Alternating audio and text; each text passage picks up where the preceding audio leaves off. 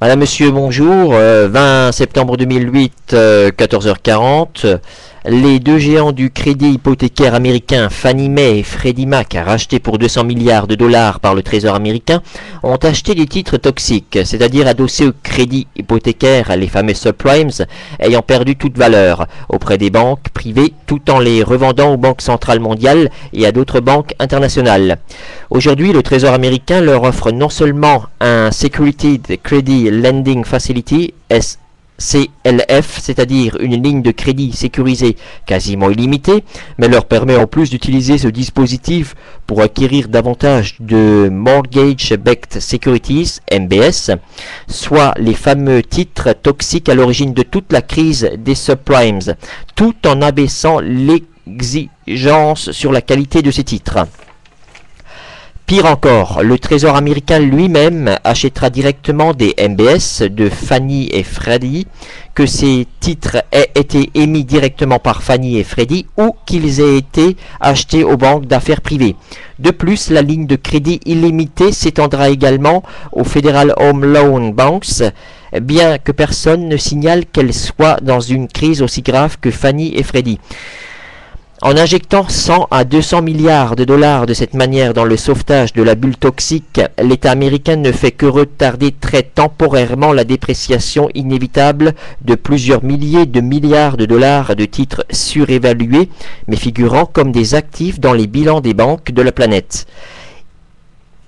Il évite ainsi, pour l'instant, très provisoirement, des faillites bancaires en chaîne, tout en aggravant la crise systémique. Et une inquiétude supplémentaire plane sur l'avenir précaire des grandes banques américaines et internationales, celui du Credit Default Swaps, CDS, donc ces fameux produits dérivés que j'ai largement évoqués en début d'année 2008, et destinés à couvrir le risque de défaut sur crédit, soit les fameux crédits subprimes. Ce qui fait peur à ce propos réside dans le fait que l'International Swaps and Derivatives Association, ISDA, l'association qui réunit les acteurs de ce secteur, a reconnu que la mise sous tutelle de Freddie Mac et Fannie Mae par l'État américain est un événement de crédit qui change la donne. En effet, c'est une décision lourde de conséquences puisque les CDS portant sur la dette de ces deux organismes de crédit hypothécaire sont appelés à être soldés au détriment des banques ayant vendu ces CDS.